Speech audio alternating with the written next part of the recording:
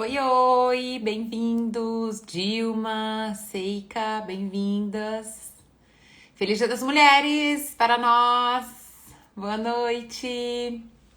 Gente, já vai mandando aviãozinho. Flo, que bom que você tá aqui, saudade de você. Já vai mandando aviãozinho para todo mundo que você gosta. Essa live vai ser incrível. Vamos falar aí, né, de um sentimento que é muito comum, né, que é o sentimento da culpa. Deixa eu só arrumar aqui que eu apertei aqui sem querer. Que é o sentimento da culpa, mas que é extremamente tóxico. Gera muito adoecimento emocional, né? Gera muitas dores emocionais. Então, deixa a gente confuso. Inclusive o título, né? Culpa, o sentimento da confusão. Vocês vão sair daqui entendendo profundamente por que a culpa, por que a gente sente tanta culpa, né? Aonde e como a gente aprende isso e por que isso nos deixa tão confusos na vida, tá bom? Então, mande pra todo mundo que vocês gostem. Mulheres, feliz Dia das Mulheres. Que legal que vocês estão aqui investindo em autoconhecimento, em autocuidado, nesse dia tão significativo e simbólico pra nós. Oi, Dilson, bem-vindo. Homens também são bem-vindos, viu? Todos. Gabs, bem-vinda. Gente, eu não sei se vocês viram quinta-feira, que apesar de ter tido uma queda no meio da live, eu consegui resgatar, tá? Então, eu já juntei as duas partes, né? A primeira parte antes de cair, depois a parte depois que caiu.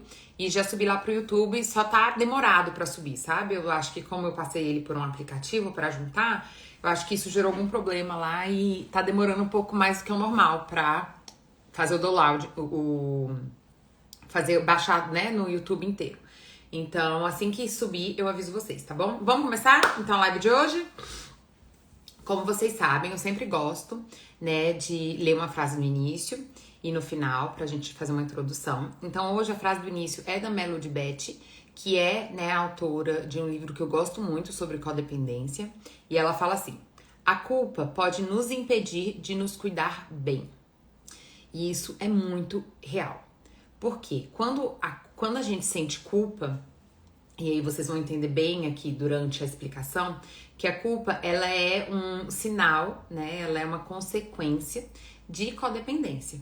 Então, quando a gente sente culpa, a gente geralmente tá tendo uma atitude oposta da aprendida. Ou seja, se eu aprendi que eu sempre tenho que estar agradando, que eu sempre tenho que estar servindo, que eu sempre tenho que ser forte, dar conta de tudo, ser perfeita, né, para poder ter valor, e essas são as fantasias que a gente carrega a partir das nossas dores emocionais, eu vou estar sentindo que deixar de fazer pro outro para fazer por mim, né, acaba gerando uma culpa, o que acaba me impedindo de crescer, de melhorar, né, além de todas as culpas, gente, emocionais que a gente carrega, né, por achar que a gente tem mais responsabilidade do que a gente realmente tem. Então, o que acaba acontecendo é que a gente se responsabiliza muito por coisas externas, né? E pouco por nós mesmos. A gente se responsabiliza pouco por nós mesmos e essa distorção é muito problemática, tá? Então, a gente vai aprofundar um pouquinho na live de hoje.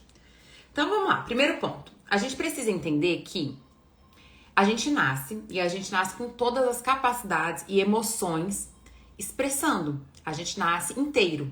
Então, a gente nasce sentindo tristeza, raiva, medo, alegria, afeto. A gente nasce expressando várias capacidades, como a gente, em um momento, a gente vai ser amoroso, em um momento a gente vai querer distância, em um momento a gente vai querer emprestar, em um momento a gente não vai querer emprestar, em um momento a gente vai ajudar o outro, em outro momento a gente vai pensar na gente. Isso é a diversidade da nossa humanidade, né? Nós nascemos expressando isso de forma autêntica, livre. E o que acontece?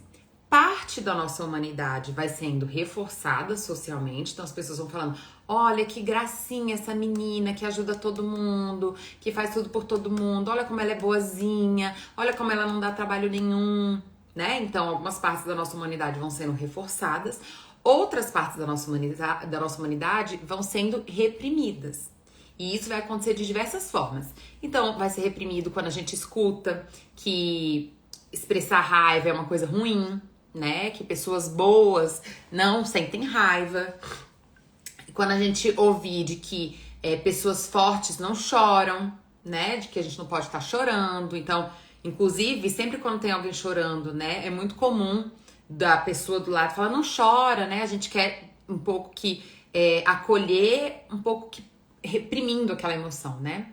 Então, quando a gente escuta que chorar faz da gente pessoas fracas, quando a gente falha e aí as pessoas nos critica, né? Ou quando a gente começa a ser, vamos dizer assim, determinado, né? Definido por aquela falha, né? Então, por exemplo, a gente não vai tão bem em uma matéria da escola e ao invés da gente ser reconhecido pelas matérias que a gente vai bem, não, a gente é geralmente desqualificado para aquelas matérias que a gente não vai bem.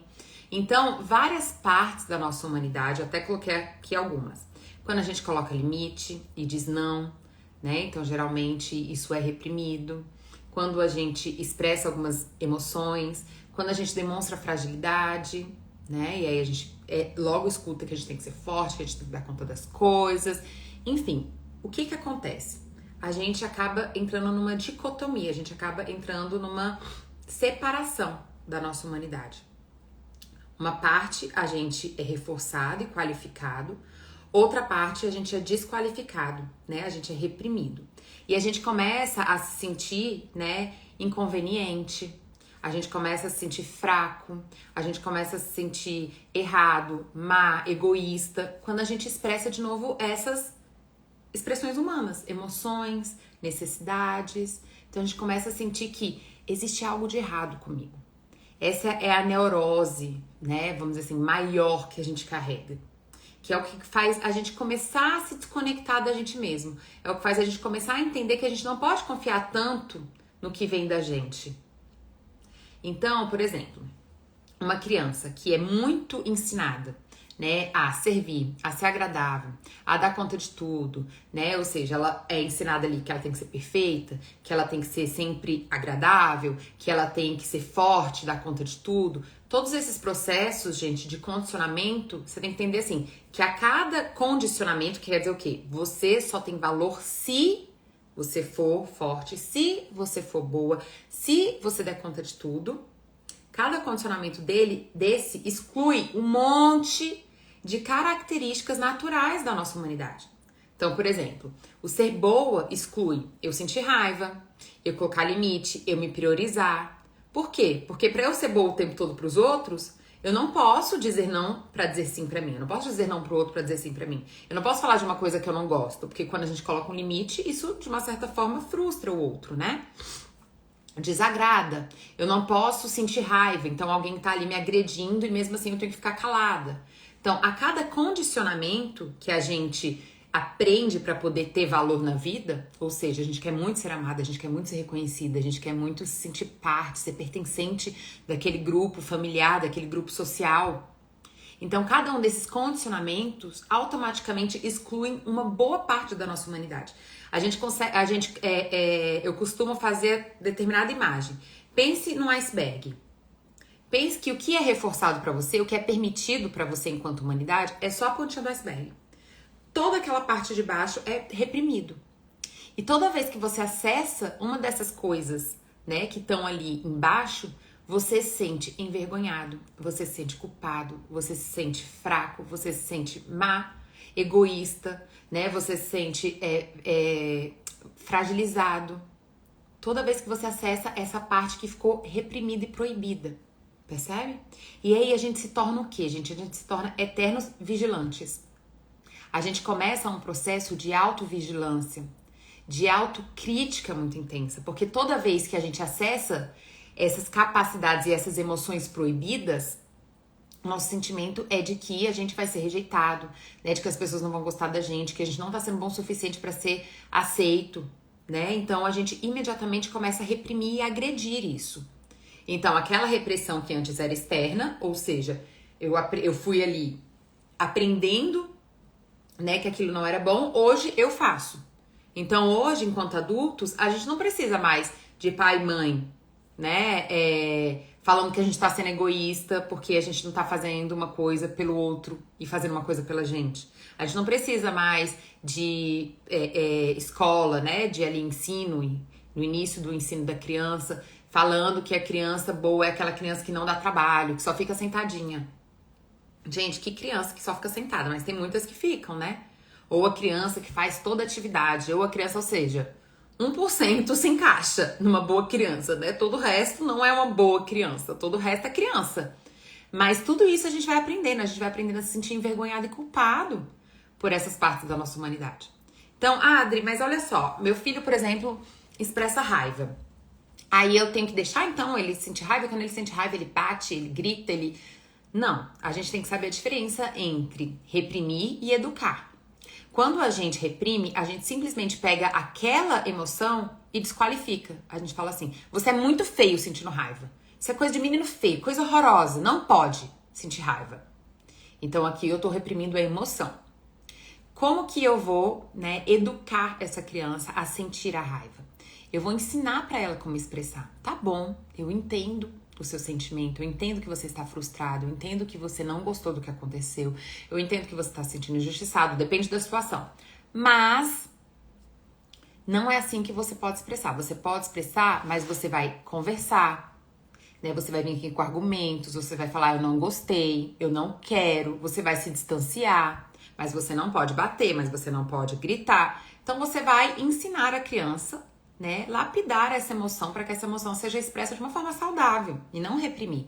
A questão, gente, é que a gente vive num sistema onde, enquanto alguém não para e ressignifica esses processos, que é o que a gente está tentando fazer aqui, né, que é a gente ressignificar o que é a nossa humanidade, fazer as pazes com a nossa humanidade, enquanto não tem alguém para fazer isso, o que acontece é que a gente vai simplesmente passando essas heranças emocionais. Né? Eu acho que foi ontem, perguntaram aqui se uma mãe ansiosa, um pai ansioso pode gerar ansiedade na criança. Sim, porque a criança ela tá ali muito atenta à referência. Então, se eu me reprimo emocionalmente, eu também vou estar reprimindo a criança, né? E é isso, nós somos um exemplo e nós precisamos aprender para poder quebrar esses ciclos, né, de reprodução, de desqualificação, agressão. Então, veja, hoje toda a sua insegurança, toda essa insegurança que você sente hoje, gente, é reflexo desses aprendizados, os quais você ainda reproduz. Então, não adianta eu olhar para minha história de vida e falar, nossa, olha só, eu aprendi que eu sempre tenho que ser boazinha para todo mundo. E isso é péssimo para mim. Né? Se hoje, quando você diz um não, você se sente extremamente culpada. Se hoje, quando você se prioriza, você se acha uma pessoa má. Se hoje, quando você coloca um limite, né, e fala, olha, não gostei disso, logo depois você se sente medo, acha que a outra pessoa vai te rejeitar, vai te abandonar, começa a ficar confuso sobre aquilo.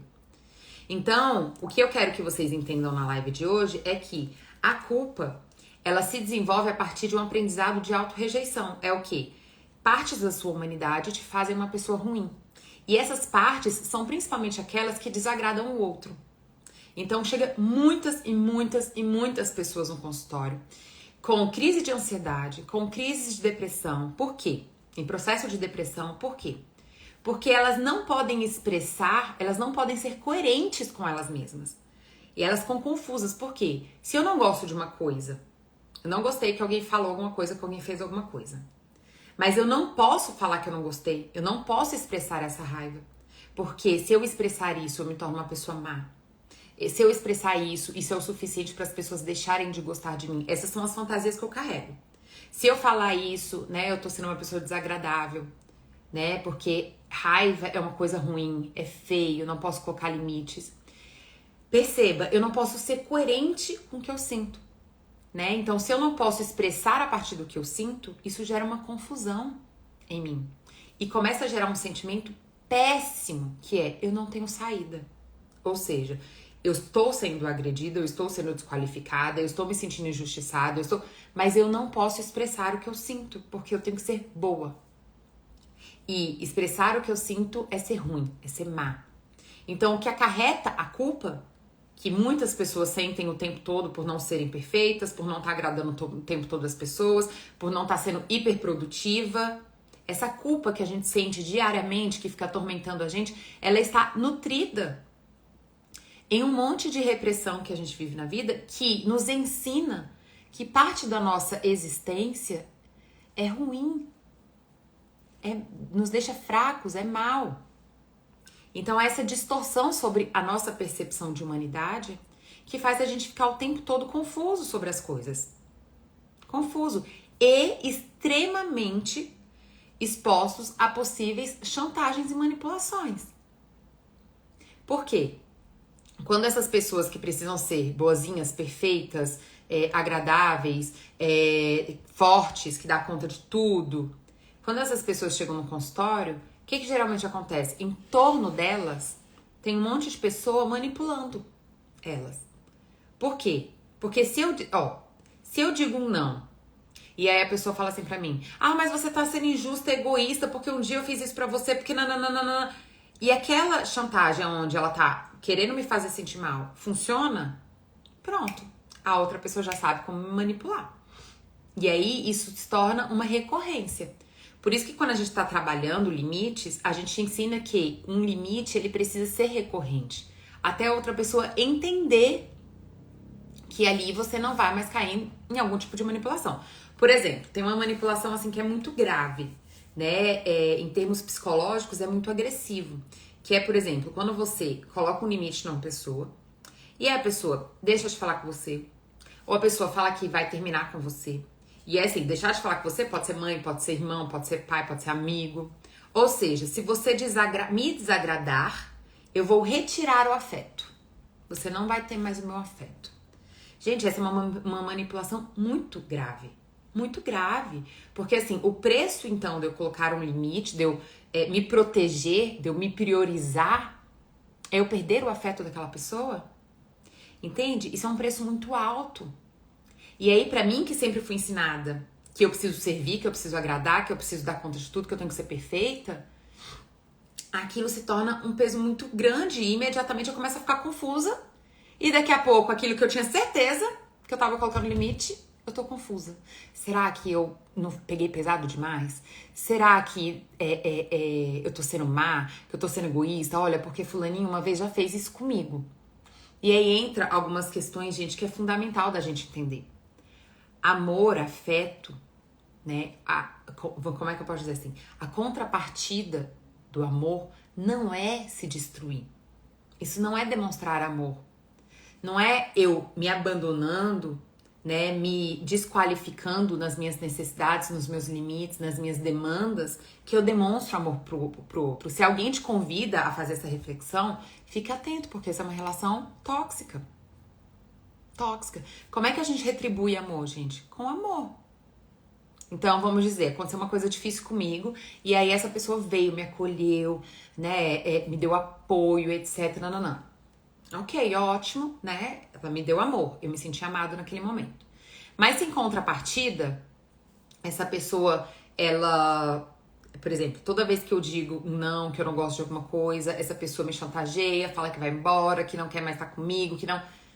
Aí, entenda, esse amor já tá começando a ter um preço muito caro, porque o preço desse amor, então, é você estar sempre à disposição. O preço desse amor, então, é você se abandonar. O preço desse amor, então, é você se sentir culpada quando você se protege, quando você se cuida, porque você tem que estar à disposição do outro. Então, aí esse amor começa a ficar caro. Caro, porque eu tenho que escolher entre mim e o outro. Entende? Toda relação que coloca você nessa posição, gente, entre escolher você e o outro, é uma relação perigosa. Toda relação que te coloca nesse lugar é uma relação perigosa. Entende? Então, é muito importante... Eu já vou te responder, tá, Seika? Pode deixar, já vou te responder. Então, é muito importante a gente entender que parte da culpa que a gente sente é um processo de codependência. Então, como isso acontece? Eu estou alienada de mim, eu não confio em mim enquanto pessoa, eu rejeito várias partes da minha humanidade, então eu rejeito as minhas emoções de tristeza, porque isso é coisa de gente fraca, de raiva, porque isso é coisa de gente má, de medo, porque isso é coisa de gente fraca, né? Eu não posso ter limites, porque eu tenho que dar conta de tudo, eu não posso dizer não, porque eu tenho que estar sempre agradando, eu não posso errar, porque para eu ser amada eu tenho que ser... Pra eu ser boa, eu tenho que ser perfeita. Eu não posso... O que mais que é muito comum? Frustrar o outro. Porque se eu frustrar o outro, né, não fazendo o que essa pessoa deseja, eu não tô sendo boa o suficiente pra ser amada. Porque Aí entra os conceitos tóxicos. Porque amar é suportar qualquer coisa, porque amar é me dar por inteiro nessa relação, é servir o outro.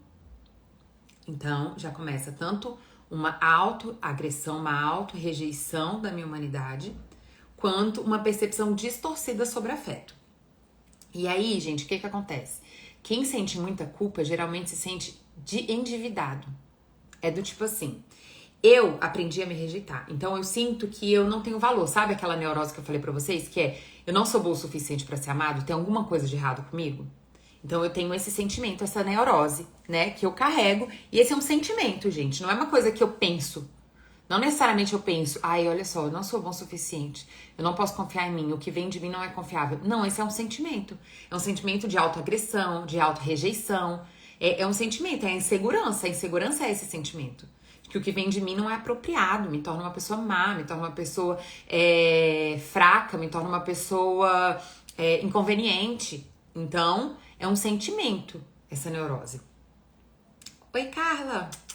Então, essa neurose é um sentimento de insegurança. E aí, olha só o que acontece. Quando eu tô inseguro do meu valor e vem alguém me dar algo, entenda, se eu não me dou amor e alguém vem e me dá algo, algum afeto, eu vou ficar extremamente dependente desse afeto. Extremamente dependente desse afeto. E aí, o fato dessa pessoa ter feito coisas por mim, coisas que nem mesmo eu faço por mim, vai gerando um sentimento de dívida. Isso acontece também muito nas relações parentais, né? De filhos com os pais. Dependendo de como as coisas são tratadas, o filho pode começar a se sentir endividado. Então, assim, essa pessoa fez muito por mim, agora eu preciso fazer tudo por ela. A gente começa a sentir uma dívida. E a gente tem que entender, gente, que se cuidar não é ingratidão. Quando você expressa um limite, quando você fala alguma coisa que você não gosta, quando você se prioriza em um momento que é importante você se priorizar, isso não tem a ver com ingratidão. Mas isso é o que você vai escutar muitas vezes. Que ao se cuidar, que ao se priorizar, que ao expressar algo que você sente que frustra o outro, você está sendo ingrata. Ou seja, você está sendo má. Você está sendo egoísta. Então, nesse momento, você tem um sentimento de dívida e isso começa a te gerar o quê? Exatamente esse sentimento de culpa constante. Culpa constante, culpa constante, culpa constante. E aí entra naquilo que eu falei pra vocês, que é, por que que a culpa é o sentimento da confusão? Porque eu sinto algo do qual eu não posso expressar. Eu sinto, mas aí eu me fico culpada, gera uma confusão dentro de mim e eu não expresso aquilo. E isso, gente, com o tempo, vai me deixando com o sentimento de a vida não é boa. As relações são difíceis, são pesadas, né? Eu tenho que estar me esforçando muito pra ser amada. A vida é pesada. Por quê? E é mesmo. Porque o tempo todo eu tenho que estar me esforçando e me abandonando pra poder ser amada, aceita ou sei lá o que pelos outros. Então tudo vai ficando mais ameaçador, mais pesado. Percebe? Quem aqui, gente, costuma sentir muita culpa quando diz não, quando cuida de si, né? Quando deixa de ser produtiva em alguma coisa pra fazer algo por si. Quem é que sente muita culpa do tipo? Tem muitas pessoas que são assim, né? Elas sentem muita culpa não dentro de uma relação, mas dentro de uma atividade. Então a pessoa, né, tá lá. Vou dar o meu exemplo. Acabei de ser mãe, né? O Joaquim agora tá com 4 meses. Aí imagina se eu ficasse exigindo de mim fazer tudo aquilo que eu fazia antes. Ser tão produtiva quanto antes do Joaquim. Então agora que eu não tô sendo tão produtiva, toda hora eu me sinto culpada. Aí tô com a criança, aí tô me sentindo culpada porque eu não tô trabalhando. Aí tô trabalhando, aí tô me sentindo culpada porque eu não tô com a criança. Tudo isso é essa exigência que a gente aprende. Que a gente tem que se esforçar muito, que nós não somos o suficiente, que nós temos que esforçar muito pra ser bons. Sabe? Como se o que a gente não fosse suficiente. Então a gente tem que se esforçar muito pra ser amada, a gente tem que se esforçar muito pra poder ser reconhecida, a gente tem que se esforçar muito pra ter... Percebe? Como se o que a gente fosse não é o suficiente. A gente tem que estar sempre reprimindo e desconfiado de nós mesmos. Então, quem tem muito esse sentimento de culpa? Me conta aqui.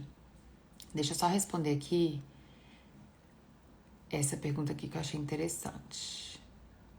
A Seika perguntou, como sair de uma situação dessa quando é uma pessoa que não pode largar? Veja. A intenção, gente, não é que vocês necessariamente larguem pessoas. né? A intenção é que vocês sejam coerentes.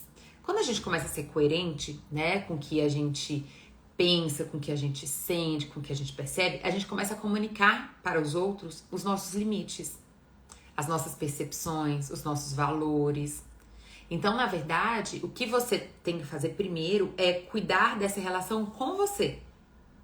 Primeiro, você tem que se sentir merecedora e não uma pessoa ruim por dizer o que não gosta, né? Você tem que se sentir merecedora de se proteger, você tem que se sentir merecedora de se cuidar, você tem que se sentir merecedora de afeto saudável, aonde você não tem que ficar servindo o tempo todo o outro para poder ser amado, ou seja, o que eu dou e o que eu sou é o suficiente para ser amada. Não tem que ficar o tempo todo servindo o outro, o tempo todo agradando o outro, acolhendo de que você é um ser humano, então de que você vai ter acertos e erros, né? Aceitando que você às vezes vai dar conta, às vezes você não vai dar conta e tá tudo bem, né? De que você não precisa estar o tempo todo dando conta de tudo. Então você primeiro tem que tratar essa relação com você, porque é isso que vai te deixar blindada das chantagens emocionais. Por que as chantagens emocionais funcionam? Porque eu já estou insegura quanto ao meu valor. Então, quando chega alguém e fala mal de mim, né, e fala que isso casa. O que eu penso com o que a pessoa tá falando casa. E por isso eu começo a me abandonar e ficar confusa com o que eu percebi, pra poder então começar a ir, né, em função daquilo que a outra pessoa quer. Então, a gente primeiro tem que trabalhar a nossa relação com a gente, estar mais consistente, né, se sentir de fato mais seguro, né, com a nossa humanidade, entender que um limite, gente, não é uma agressão. Que você falar que você se priorizar em alguma coisa não é egoísmo. Porque o momento que você se prioriza não desfaz todos os outros momentos que você já doou algo pro outro. Não é sobre, né, às vezes as pessoas levam isso para um extremo. É como se fosse tudo ou nada. Não, a gente tá tentando buscar um equilíbrio. Um equilíbrio. Vai ter hora para dar e vai ter hora para se priorizar e tá tudo bem, e é assim mesmo. Se você só dá pro outro, daqui a pouco você vai começar a exigir que o outro só dê pra você também. E aí a gente fica duas pessoas, né, adoecidas, se manipulando, se chantageando. Mas eu faço tudo por você. Se essa é uma fala sua, eu faço tudo por você. Você não tem que cobrar que o outro faça tudo por você também. Você tem que começar a questionar por que você faz tudo. Cadê o seu limite? Porque se toda a sua energia é gasta pro outro, ou para alguma coisa, do tipo trabalhar. Eu faço tudo pelo trabalho. Tô o tempo todo trabalhando. E nunca por você. É difícil de você pedir compreensão do outro se você não tá sendo coerente com você. Então, o primeiro passo é você ter essa coerência dentro de si. Qual é o segundo passo? Então, eu tô ali segura de que isso é muito do processo terapêutico, tá, gente? A gente vai criando mais empatia, a gente vai aceitando essas partes reprimidas da gente. A gente vai começando a aceitar. A gente vai começando a amar. Então, eu amo a Adriana que falha. Eu não amo só a Adriana que acerta. A Adriana que falha, também eu amo. Eu amo a Adriana que se protege, que coloca limite. Ela tem direito de colocar um limite.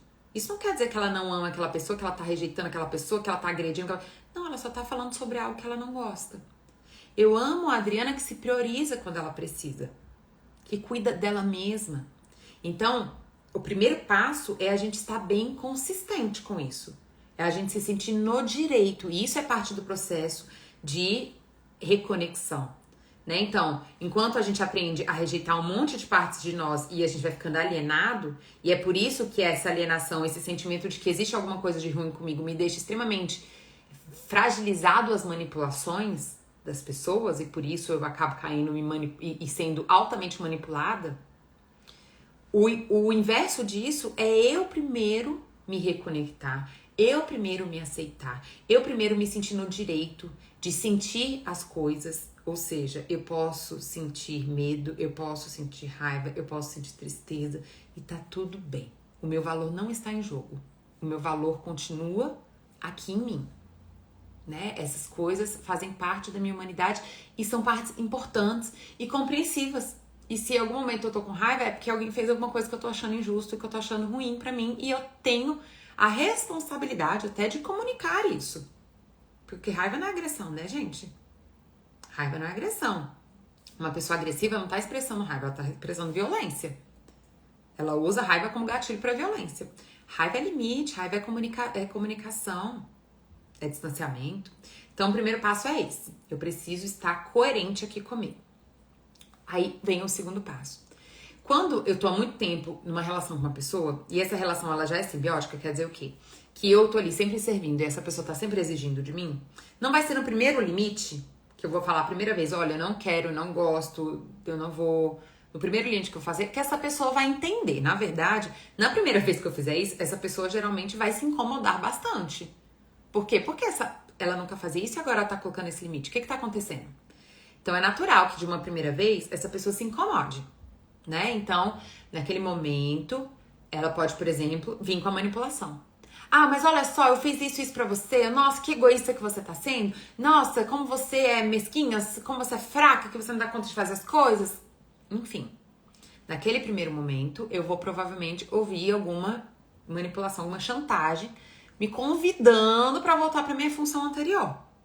Então, pra gente reeducar essa relação, eu preciso começar a ser consistente na minha resposta.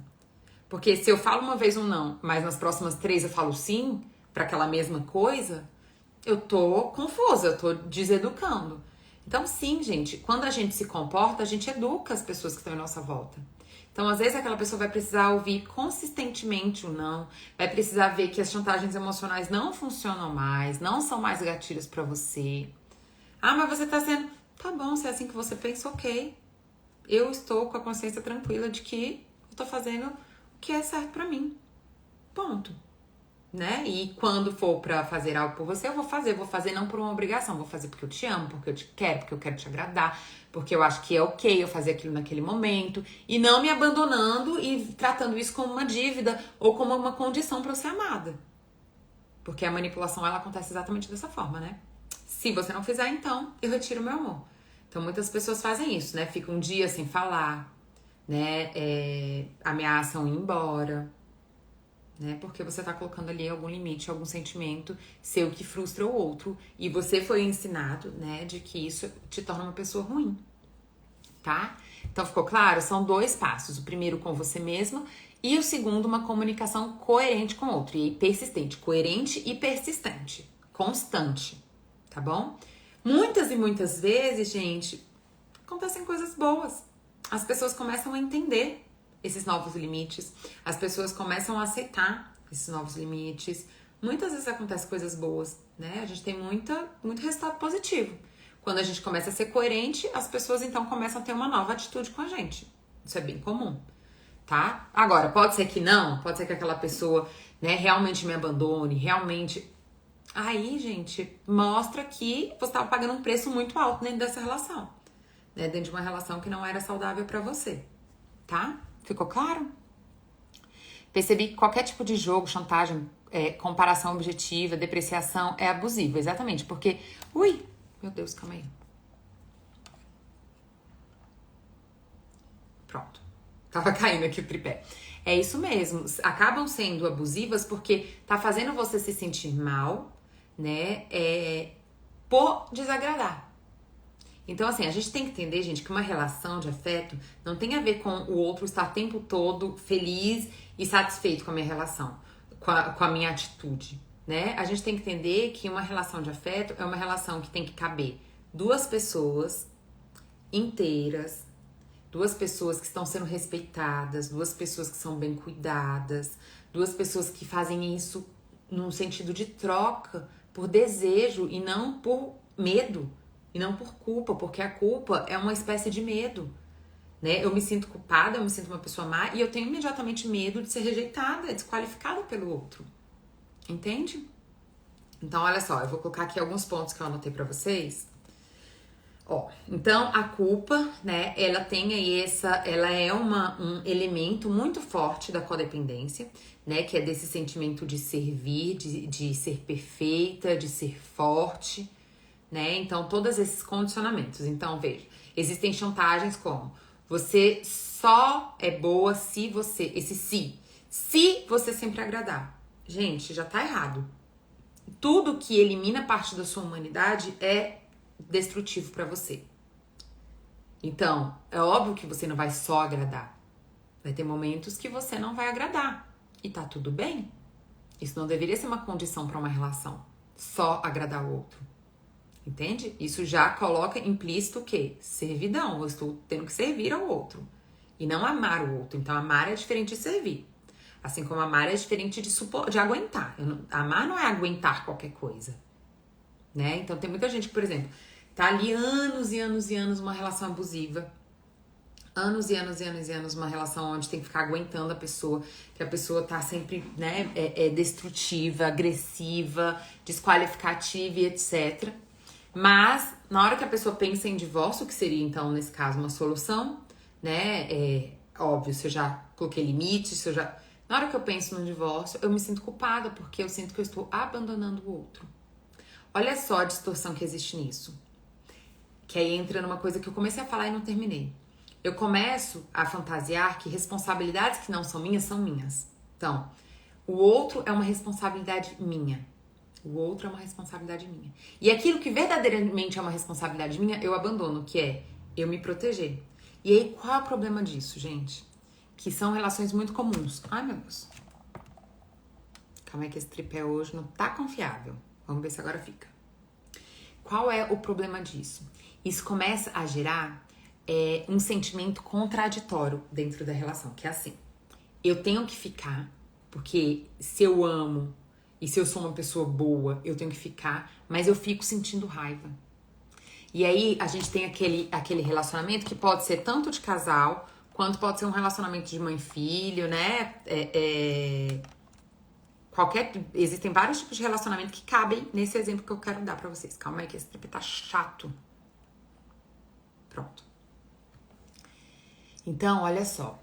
Aí a pessoa, ela tem que ficar, porque ela sente que ela só é uma pessoa boa se ela ficar. Porque toda vez que ela pensa em sair ou se distanciar dessa relação, o sentimento dela é de que ela tá sendo ingrata, que ela tá abandonando o outro, né? Então, não pode ir embora, tem que ficar.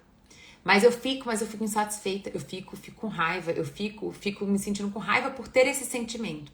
E aí começa a gerar, gente, uma relação extremamente tóxica de duas pessoas que só brigam, de duas pessoas que só reclamam. Então, duas pessoas, por quê? Porque o sentimento é de que eu não tenho uma saída. Eu não tenho saída. Então, eu tenho que ficar, mas eu não quero ficar. E é aí que entra a confusão que eu trouxe pra vocês sobre a culpa. Quantas e quantas e quantas pessoas sentem isso dentro das relações? Filhos que se sentem endividados com as mães e aí tem que ficar lá, morando com a mãe, cuidando da mãe, salvando a mãe, mas fica puto de raiva, mas fica com raiva, fica chateado. Então, tá lá, mas tá agredindo. Então, gente, que amor é esse? Que amor é esse? Que você tem que ficar, mas você fica, mas fica agredindo o outro. E que o outro quer que você fique, mesmo agredindo. Percebe? Isso é codependência. Isso não é afeto. Isso não é afeto, isso faz mal pros dois. É péssimo pras duas pessoas. Então, o problema é que essa confusão gera essa contradição. Então, ao mesmo tempo que eu falo que eu amo aquela pessoa, eu só consigo ser agressiva, intolerante, sem paciência, porque na verdade não é uma decisão minha ficar, é uma obrigação minha ficar. É uma obrigação minha ficar, não é uma decisão, uma escolha. E eu fico achando ruim. Então mas eu fico o tempo todo desqualificando o outro. Mas eu fico o tempo todo agredindo o outro. Mas eu fico o tempo todo impaciente. Tá valendo a pena ficar? Se for pra ficar desse jeito? Voltou. Então isso é muito comum. Muito comum, de pessoas que ficam, seja em relações parentais, seja em relação com marido, mulher, né, seja numa amizade. Então, eu fico numa relação porque eu me sinto endividada, porque eu sinto que se eu sair daquilo ali, eu tô sendo egoísta, eu tô abandonando o outro, ou seja, eu fantasio de que eu tenho responsabilidade sobre a felicidade do outro. Isso é a codependência. Né? Eu fantasio que a vida do outro, que a felicidade do outro é uma responsabilidade minha. Enquanto que a minha responsabilidade, a minha vida, os meus sentimentos e as minhas necessidades eu abandono. Totalmente distorcido. Ou seja, eu tô ali me responsabilizando pela vida do outro e abandonando a minha própria vida. Aí o que acontece? Eu fico. Mas eu fico reclamando, eu fico agredindo, eu fico intolerante, eu fico impaciente. Contraditório, né? Confuso. Eu tô falando algo e tô agindo de outra forma, isso é confuso. Mas por quê? Porque quando você se obriga a ter que ficar servindo o outro, você tá se agredindo. Você tá se agredindo porque você tá se abandonando. Porque você tá falando que suas necessidades, suas emoções são ruins, são cruéis, são... Você tá o tempo todo agredindo o que você sente, o que você percebe, desqualificando. Então tem uma distorção aí, né? Onde eu me responsabilizo por aquilo que não é responsabilidade minha e abandono aquilo que é a minha maior responsabilidade, que sou eu. Então, gente, o amor, ele é dar sem se perder. Ele é doar sem se abandonar. Isso é amor. Amor não é eu me abandonar e dar toda a minha vida pro outro. Isso é codependência. Amor não é eu ficar porque eu me sinto endividado. Isso é codependência. Amor não é eu ficar porque eu tenho dó, porque se eu for embora eu vou me sentir culpado, então eu tenho dó, coitadinho do outro. Isso é desqualificação da potência e da capacidade do outro. Por mais que esse outro fique usando dessa dó pra me fazer ficar, pra me manipular, que é basicamente uma vitimização. Então a gente tem que saber diferenciar as duas coisas. Pra não ficar misturando e achando que o fato de você colocar um limite, que o fato de você se priorizar, que o fato de você expressar a sua opinião, que o fato de você frustrar alguma vez o outro, te faz uma pessoa má e bota em xeque o seu amor por aquela pessoa. Senão o amor se torna servidão. Tá? Então a culpa, ela é um processo de confusão exatamente porque eu sinto, né? Mas eu não posso expressar o que eu sinto. Então eu fico confuso. Eu fico entre eu e a pessoa. Eu fico entre o que eu percebo em mim mesma e o que a pessoa fala. E aí isso me deixa confuso, presa, sem saída. O que, obviamente, vai me deixar com o sentimento de que a vida não vale a pena, que a vida é ruim, é pesada, né? E de que eu sou uma pessoa ruim, de que eu não sou apropriada, de ter alguma coisa de errado comigo. É bem difícil, tá, gente? É bem tóxico, né? Quando a gente fica preso nesses processos de culpa. Bem complicado, essas distorções de afeto. Bem complicado. Deixa as pessoas realmente muito infelizes. Infelizes, né? Então, veja. É importante que a gente entenda a diferença, né? Entre... Aí eu trouxe aqui um último exemplo pra vocês sobre outro tipo de culpa muito comum, né, que a gente tem que estar atenta de como a gente usa com a gente. Dentro da terapia, isso daqui é muito comum, que é o quê? Vocês estão aqui e aí vocês estão tomando consciência de várias questões da humanidade de vocês. E olha como a gente se boicota, né? Como a gente tem que estar muito atento às nossas atitudes mentais. Aí eu tô aqui aprendendo, entendendo, né? Então eu tô entendendo aqui como que eu participo de uma relação, né, destrutiva pra mim. Eu participo quando eu me abandono e fico sempre priorizando o outro, fantasiando que eu só vou estar sendo uma pessoa boa se eu sempre doar, né, e nunca colocar limite. Então a gente vai tomando consciência, né, das nossas repressões, desses condicionamentos. Isso é parte importante do empoderamento pessoal, é a gente entender como a gente foi educado, né, o que foi ensinado, o que nos mantém numa situação sem saída, sem poder, enfim. E aí, o que muitas pessoas fazem? Tomam consciência e ao invés delas, ao tomarem consciência, se responsabilizarem agora com consciência do que elas vão fazer no futuro, elas pegam essa consciência para ficar se culpando.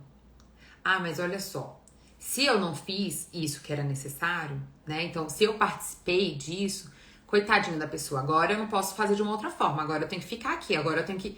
Gente, é impressionante como isso acontece. Como as pessoas pegam da consciência que elas estão aprendendo pra de novo se sentir culpada. De novo se sentir culpada. Ao invés de usar dessa consciência pra crescer, usa de novo dessa consciência pra se sentir culpada. Então a gente tem que tomar muito cuidado. E aí entra aqui até a frase que eu gosto, tá? Que fala bem assim. A culpa é quando você cisma que podia ter feito diferente, mas geralmente não podia. Então quando você não toma consciência de algo, você não vai fazer diferente. Quando você ainda não entendeu uma dinâmica da vida, quando você ainda não passou por uma experiência que fez você se transformar, você não vai fazer diferente porque a gente faz aquilo que a gente dá conta. A gente faz aquilo que a gente pode. Então, se eu cair muito em manipulação, é porque naquele momento eu não conseguia fazer diferente. Então, não usem, né? Isso é uma coisa que eu peço pra vocês em qualquer uma das minhas lives. Não usem da consciência que vocês estão desenvolvendo, né, ao dar esse espaço para vocês mesmos de estarem aqui refletindo sobre a existência, sobre seus sentimentos, sobre os aprendizados, sobre as suas dores. Cuidado para não usar essas coisas contra vocês. Porque hora ou outra eu vejo aqui um comentário lá no meu direct, lá no... Ai, mas tá vendo? Eu sou muito burra porque eu sempre fiz assim. Ah, mas tá vendo? Ó, então a culpa é minha porque eu sempre... Cuidado, gente. A gente tá na vida pra crescer, a gente tá na vida pra amadurecer, a gente tá na vida pra desenvolver. A gente não vai se sentir... Entenda, é importante que a gente não fantasie que a gente só vai se sentir bem quando a gente for perfeita, porque senão a gente não vai se sentir bem. A gente não vai se sentir bem. Então, veja, a culpa, ela pode estar na relação com o outro. Aí a gente pode se sentir culpado. A culpa pode estar numa super exigência da gente, no sentido de estar produzindo, de estar fazendo, de estar... né? Muita gente se sente culpada por descansar. É sério. Tem gente que quando tá descansando tá culpada. Tá com culpa, tá com o sentimento de que ela tinha que estar lá. Então, o que essa culpa significa? De que ficou proibido pra ela, né? Ela descansar, ela sentir prazer, ela perceber os limites dela. O que é o condicionamento que faz ela se sentir culpada? Que ela só tem valor se ela for hiperprodutiva. Então, ela tá ali com culpa. E também essas culpas que são autoagressões, né, gente, que a gente usa, que é o fato da gente tomar consciência de alguma coisa e ficar lá se martirizando. Ah, mas eu sempre fiz daquele jeito. Aí, em vez de você estar usando dessa nova consciência ao seu favor, você está usando ela de novo para se destruir. Olha o boicote disso. É isso. É isso. Não tem como a gente ser diferente de algo que a gente ainda não tem consciência. Ah, Karine, eu sou essa pessoa. Como transformar a culpa em acerto? Ter consciência da culpa? A consciência da culpa é o primeiro passo. Mas o segundo passo é você acolher aquilo que foi rejeitado para que você sinta culpa. Ou seja, tem a ver com esse processo, né, gente, de...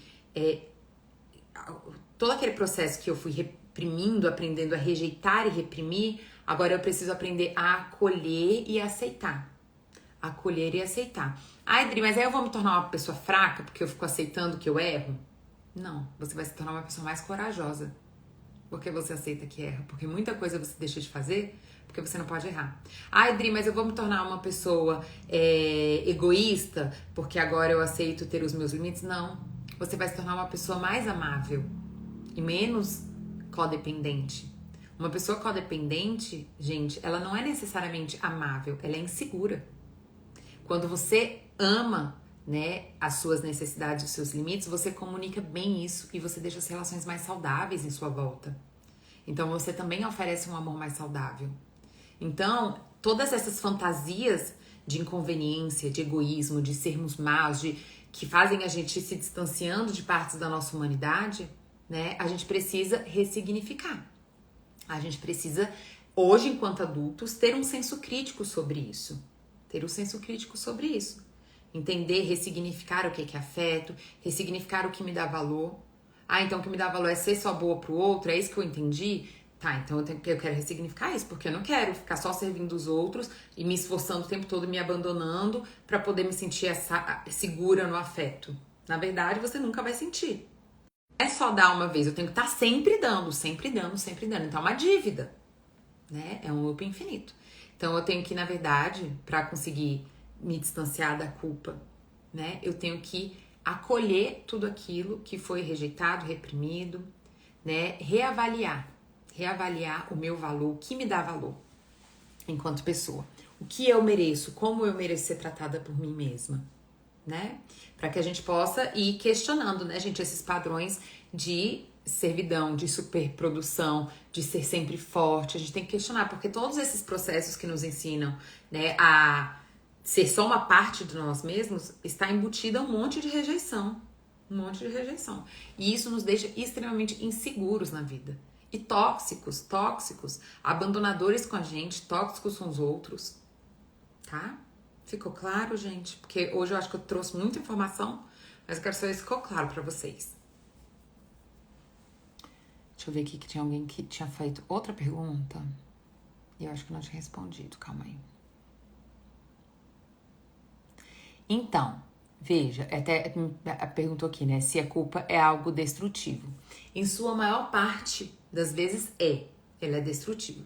Quando eu de fato faço algo destrutivo, né? Então, por exemplo, eu fui agressiva com uma pessoa e depois eu sinto culpa. Essa culpa, que é uma culpa autêntica, né? Que tá falando assim pra você, isso que você fez não foi legal, né? Essa culpa, ela não tem que ser um martírio. Ela não tem que ser, assim, algo que eu tenho que carregar pro resto da minha vida e ficar me chicoteando. Nossa, como eu sou horrorosa, porque eu fiz isso. Não, essa culpa tem que servir pra você ter uma nova atitude. Como, por exemplo, ir lá e pedir desculpa. Ir lá e falar, olha, naquele momento eu estava estressado, não foi legal a forma que eu fiz, queria me redimir, nananã. Essa culpa tem que ser um sentimento que te gera uma ação, como qualquer outro sentimento, para que você possa se libertar dela, né? Então, as culpas que a gente fica carregando durante a vida, que a gente não age e não se perdoa, ela também se torna tóxica. Né? E aí tem até uma live, gente, quem quiser, tem uma live que eu falo só sobre essa questão do auto-perdão. Porque hoje eu trouxe a culpa mais no sentido dessa culpa de manipulação, né, de eu me sentir culpada e aí acabar sempre cedendo e agradando e me abandonando ao outro. Mas existe, né, essa culpa que é das coisas das minhas falhas durante a vida e que eu preciso em algum momento me perdoar pra poder seguir em frente, né,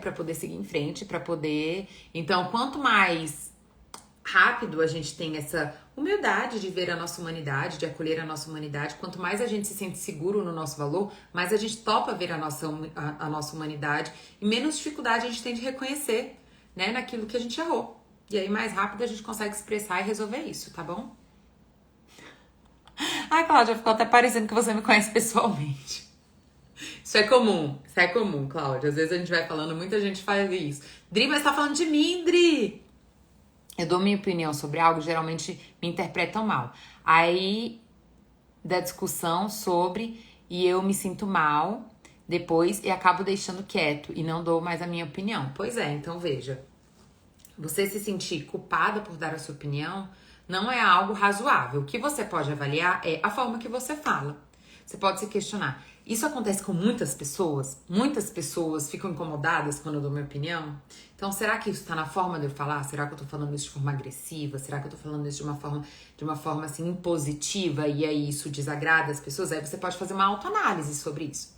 Agora, se você tá falando que é uma pessoa, que sempre quando você dá a sua opinião, essa pessoa se incomoda, porque você tem que sempre estar concordando com ela e não pode ter uma opinião diferente, aí já é um pouco de controle, né? Aí você pode questionar isso, né? Se com outras pessoas que você dá a sua opinião, né, é tudo bem, e com essa pessoa especificamente sempre é tratado de uma forma incômoda, né? Porque você não tá concordando com a pessoa, aí pode ser um pouco de controle. Então essa é uma análise que você tem que se fazer, tá? Pra avaliar se tá relacionado a uma forma que você faz ou se tá relacionado com a pessoa que se incomoda de você não concordar com tudo que ela dá, né? Porque é isso, né? Muitas pessoas inseguras, elas precisam estar certas. Então, se eu preciso estar certa e tem alguém ali não concordando comigo, isso me incomoda. E aí, eu posso querer desqualificar a opinião do outro pra poder, então, me sentir seguro. Como? Exatamente assim, né? Não aceitando a opinião dos outros, querendo impor as minhas. Tá? Bom, gente, é isso, então. Eu espero que vocês tenham gostado, que vocês tenham saído da live hoje um pouquinho mais conscientes. Hoje eu sinto que eu tô um pouco mais cansada. Então, né, em alguns momentos eu acho que eu não fui em alguns pontos tão clara. Se tiver alguma dúvida, vocês podem ficar à vontade pra me perguntar, tá? Eu vou subir essa live provavelmente, gente, na quinta, né? Então, quinta-feira eu devo estar subindo essa live. E aí aviso vocês, qualquer dúvida que vocês tiverem, vocês podem deixar lá nos comentários, que eu sempre tô respondendo lá nos comentários, tá bom? Do canal do YouTube. Eu sempre, quando eu subo, eu deixo pra vocês nos stories o link do vídeo. Então acompanhem sempre os stories, que lá eu dou todas as informações de tudo, tá bom, gente? Então é isso, queridos. Muito obrigada pela companhia. Espero que vocês tenham saído daqui um pouco mais amorosos, né, conectado com vocês, reavaliando, né, alguns aprendizados, cuidando desse processo da culpa, para você não ficar